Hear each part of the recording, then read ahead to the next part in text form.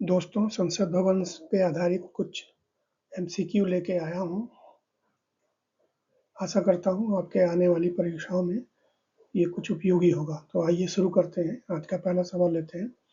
अंग्रेजों के किस भारत सरकार अधिनियम ने 2 सदनी विधान प्रणाली पर आधारित संसद भवन के निर्माण पर प्रभाव डाला था?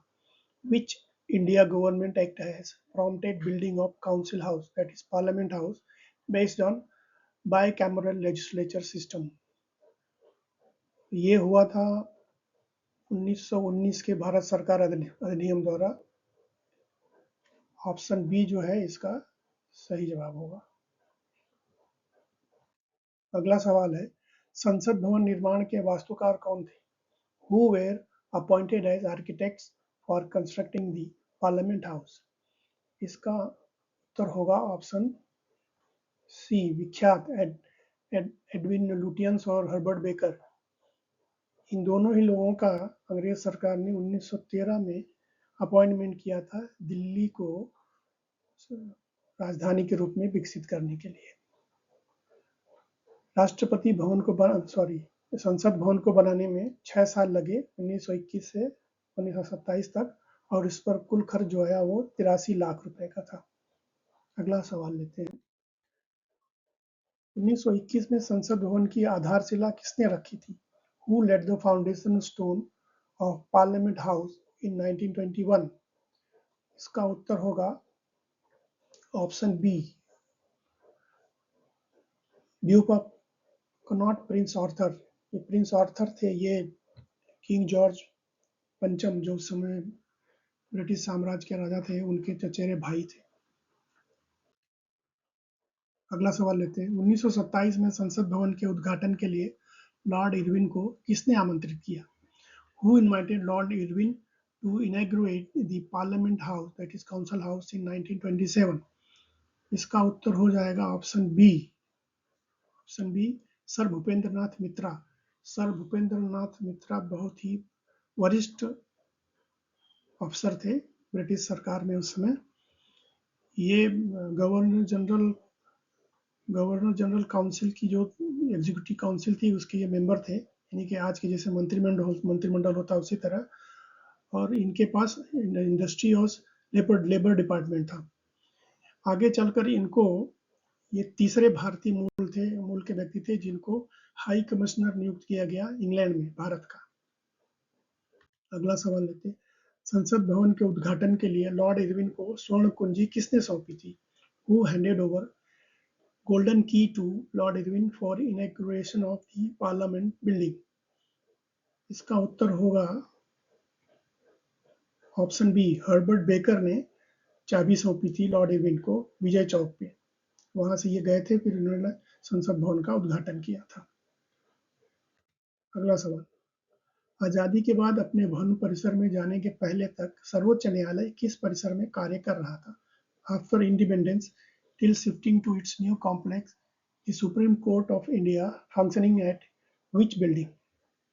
इसका उत्तर होगा संसद भवन। अपने परिसर में जाने के पहले तक उच्चतम न्यायालय संसद भवन में ही कार्य कर रहा था। उच्चतम न्यायालय की स्थापना 26 जनवरी 1950 में हुई। उसके पहले के जो भी न्यायालय थे सबको अबॉलिश कर दिया गया। उच्चतम न्यायालय के पहले न्यायाधीश थे जस्टिस एच.जे. कानिया। आजकल कुल टोटल जो संख्या जजों की है उच्चतम न्यायालय में वो है 34। उसमें एक मुख्य न्यायाधीश और 3 जजेस होते हैं। वर्तमान में जो मुख्य न्यायाधीश है उनका नाम है बी.आर. गवई। अगला सवाल लेते हैं। आजादी के बाद अपने परिसर में जाने के पहले तक यूपीएससी किस परिसर में कार्य कर रहा था? After independence till shifting to its new complex the UPSC functioned at which building? इसका भी आंसर हो जाएगा ऑप्शन ए, संसद भवन। यूपीएससी संसद भवन में ही काम कर रहा था जब तक इसका परिसर नहीं बन गया था। यूपीएससी में एक चेयरमैन और 8 सदस्य, 8 मेंबर्स होते हैं, और इसके जो वर्तमान जो चेयरमैन है वो है डॉक्टर अजय कुमार। अगला सवाल लेते हैं। पुराना संसद भवन किन ऐतिहासिक और अभूतपूर्व क्षणों का साक्षी है? The old parliament house a witness to which landmark moments? इसका जो उत्तर है वो डी हो जाएगा, तीनों, ए बी सी तीनों। हमें आज़ादी जब मिली, हमारे को जो आज़ादी मिली उसका ट्रांसफ़र ऑफ पावर भी संसद भवन में हुआ। संसद भवन में संविधान बना। आम चुनाव के लिए भी जारी प्रक्रियाओं का जो आदेश था वही वहीं से पारित हुआ या हुआ वहीं से। ये बहुत या अभूतपूर्व चीज़ें थी हमारे भारतीय इतिहास के लिए।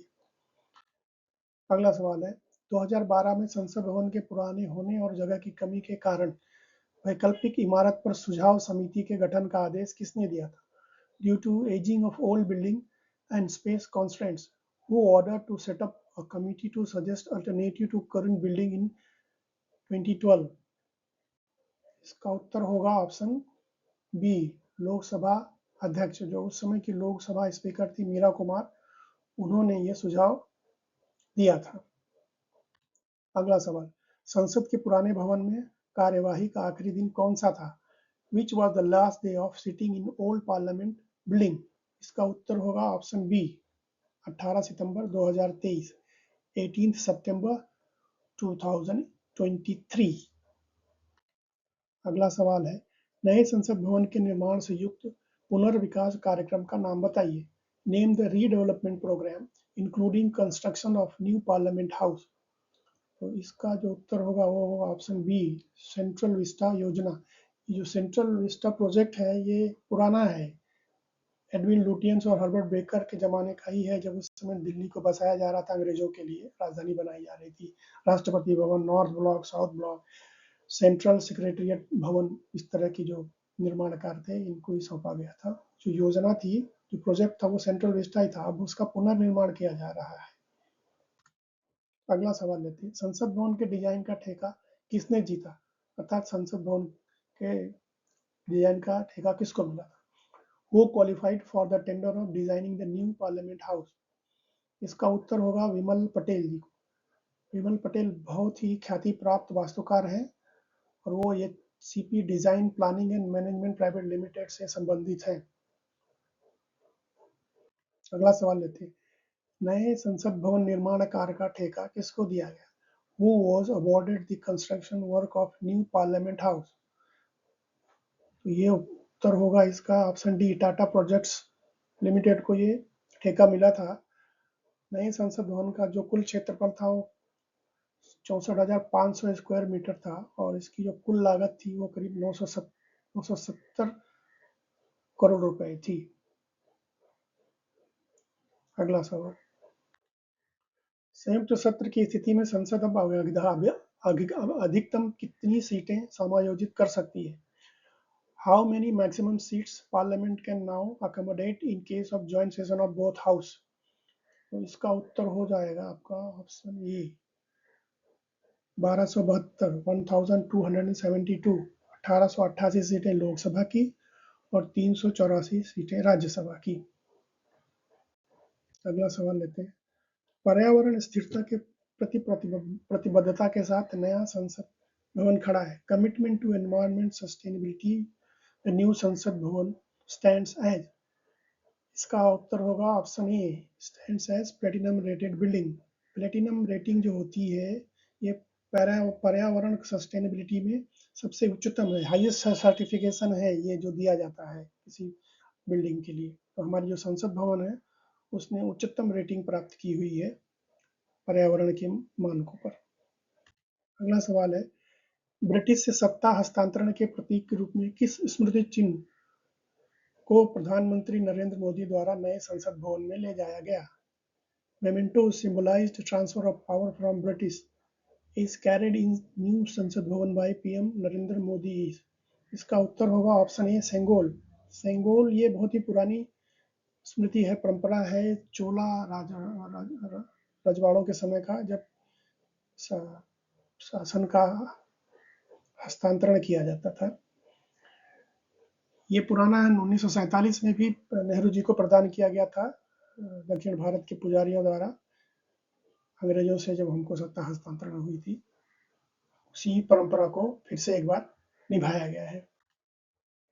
नए संसद भवन के अंदरूनी भाग में किस प्रतीकात्मक डिजाइन का उपयोग किया गया? What symbolic design is used in interiors of new Sansad भवन? तो इसका जो उत्तर होगा वो होगा ए, लोकसभागार में मोर और राज्यसभागार में कमल।